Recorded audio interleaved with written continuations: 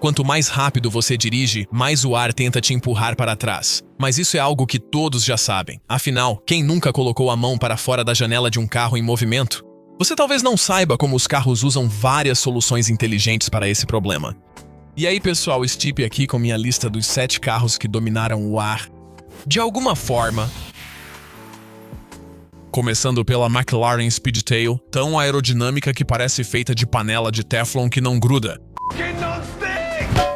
Não é feito principalmente de fibra de carbono, alongado, afilado, aerodinâmico e, em alguns pontos, até flexível.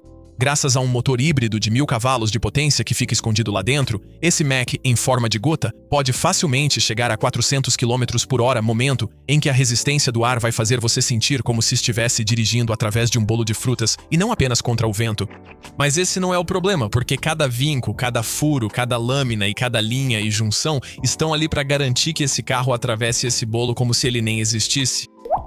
Do nariz afiado que direciona o ar ao redor do carro até a cabine estreita para diminuir a área frontal. Depois, as laterais lisas e rodas dianteiras fechadas reduzem a turbulência, grandes saídas criam cortinas de ar velozes e até as câmeras dos retrovisores retraem para alinhar a carroceria.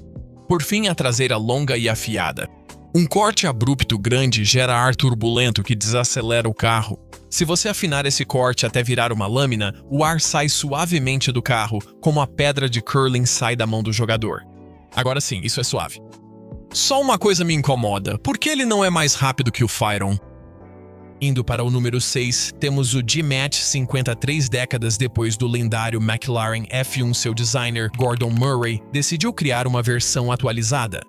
Ele herdou várias características do irmão mais velho. Motor V12, aspirado, câmbio manual, 3 assentos, boa parte do formato e até o ventilador aerodinâmico. Isso é só uma versão melhorada de 2 ventiladores ocultos do F1, aposto que você não sabia disso, né? Então, o que o ventilador faz? Resumindo, ele só suga.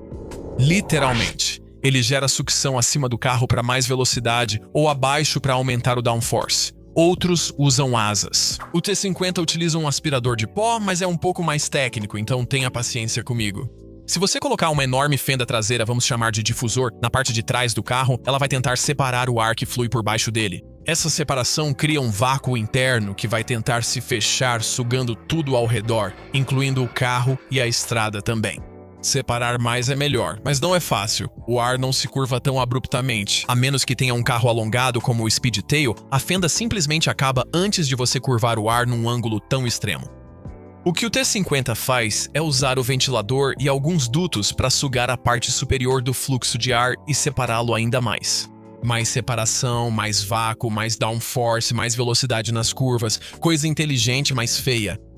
Ainda assim, não tão feio quanto o número 5 da lista, o Aston Martin Valkyrie. O motivo pelo qual ele é tão feio é porque esse carro é uma criação do chefe de design da F1, da Red Bull. E caras como ele nunca se importaram muito com coisas tão pouco importantes como a beleza.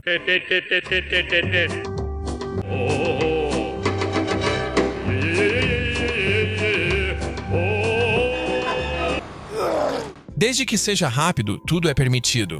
Como o Valkyrie foi criado para ser o carro de rua mais veloz nas pistas, esse é o resultado. Cápsula em formato de ovo para você e o motor, rodas nos cantos, tudo unido por formas retorcidas e vazios impressionantes. A parte superior é lisa e ajustada aos componentes, mas abaixo da linha de cintura ocorre a mágica do vento. Veja a complexidade da asa na dianteira. O jeito como ela se curva, se deforma e se divide em camadas, isso é Fórmula 1, meu amigo.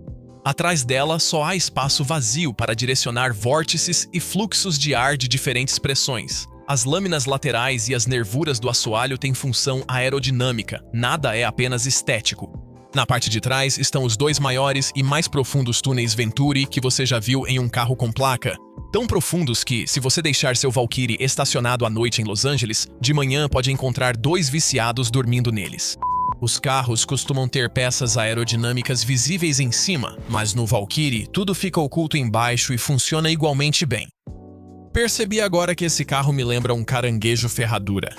Olhos pequenos e brilhantes, liso em cima, mas muito feio embaixo. Tô certo ou não tô? Em quarto lugar está o oposto de tudo que falamos até agora, o Dodge Charger Daytona. Dá uma olhada na versão normal e me diz, esse carro parece aerodinâmico para você? Não, claro que não. Ele é quadradão e pesado. Aqueles dutos de ar na frente parecem paraquedas pegando todo o ar, o que não favorece a velocidade. No entanto, atrás desses paraquedas tem um motorzão V8 que só caberia num carro desse tamanho. Isso, por outro lado, é bom para velocidade, e muita.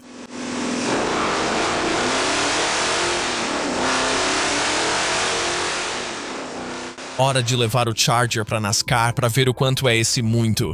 Antes disso, um engenheiro de foguetes da divisão de mísseis balísticos da Chrysler fará algumas modificações nele. Sim, além de carros, a Chrysler também produzia foguetes que faziam boom.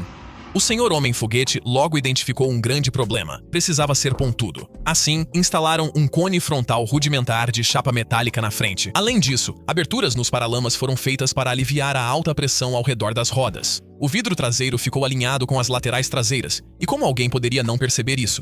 A asa gigantesca que se erguia acima de todo o carro foi instalada. Por que tão alta? Como a cabine gerava muito ar turbulento e sujo, só era possível aproveitá-lo subindo acima dela. Eu sei que o carro inteiro parece grosseiro e infantilmente bobo, mas o Daytona era um verdadeiro míssil sobre rodas, com matemática de verdade por trás dele. Isso se comprovou quando foi o primeiro carro a superar 200 milhas por hora na NASCAR. E o número 3 é o General Motors EV1, o carro de produção mais aerodinâmico já feito. Mas e quanto ao super aerodinâmico Speedtail, você deve estar se perguntando? Bem, a McLaren nunca revelou seu coeficiente de arrasto, o número que indica o quão aerodinâmico um objeto é, então considere isso.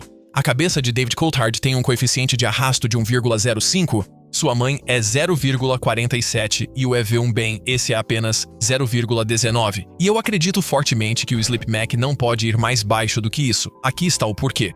O antigo carro, parecido com uma placenta, é elétrico. Sem motor a combustão, não precisa de aberturas para refrigeração. A carroceria é tão lisa e fechada quanto possível, então ela simplesmente desliza pelo ar. Na verdade, é tão eficiente nisso que, sem um limitador de velocidade, esse pequeno subcompacto pode passar de 257 km por hora. Esse é um resultado incrível. Por outro lado, a McLaren tem um motor que, ao passar de 1000 cavalos, pode esquentar muito.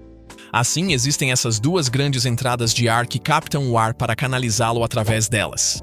Isso não é muito aerodinâmico. Além disso, a McLaren pode ir muito rápido. Tão rápido que, se você não usar o ar para empurrá-la para baixo, ela pode tentar decolar. Lembra da Mercedes voadora? Está vendo elas? Lá vamos nós, meu Deus.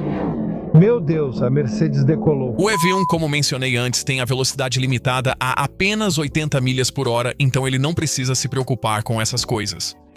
No geral, é o carro mais aerodinâmico de todos os tempos. Supera até os carros elétricos modernos mais aerodinâmicos. O segundo lugar é, novamente, de uma McLaren. Como você deve ter notado, o Elva não possui para-brisa, o que pode ser um problema para um carro que atinge 320 km por hora. Imagine seu rosto encontrando uma Vespa a essa velocidade. A cabeça dela vai passar direto pelo próprio traseiro. Não é a sensação mais agradável, e isso aqui também não vai ser. Sua cara feia toda retorcida e amassada. Falando em rostos, parece que a Elva está fazendo aquela cara do DiCaprio em O Lobo de Wall Street. Sabe, essa aqui. Parece mesmo. Enfim, a engenhosa solução aerodinâmica. Elva não tem para-brisa porque ela cria um de ar. Veja como. Enquanto você dirige, o ar à sua frente é captado pela cara de DiCaprio, depois canalizado por alguns dutos até ser finalmente lançado para cima por esse enorme respiradouro no capô.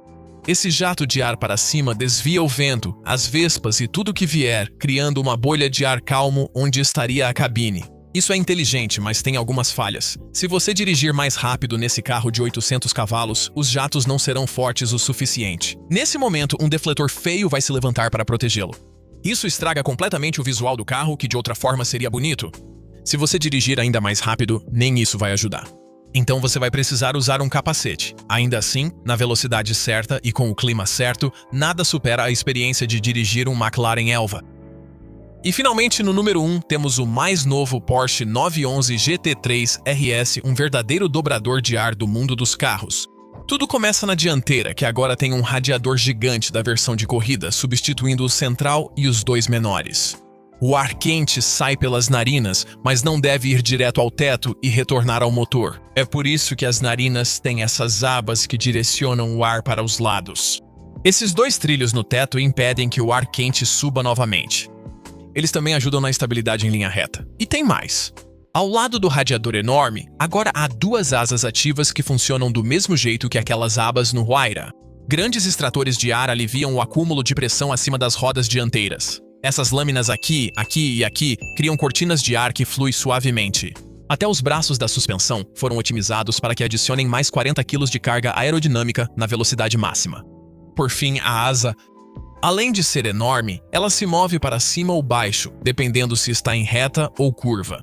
Tem tanta coisa acontecendo que, para entender melhor, é mais fácil mostrar para você um 911 normal e depois o modelo Airbender.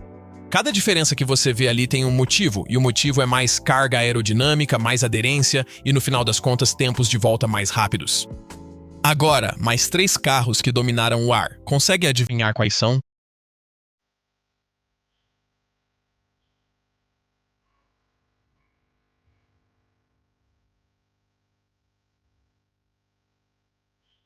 Curta, inscreva-se e apoie no Patreon. Até o próximo vídeo. Corta!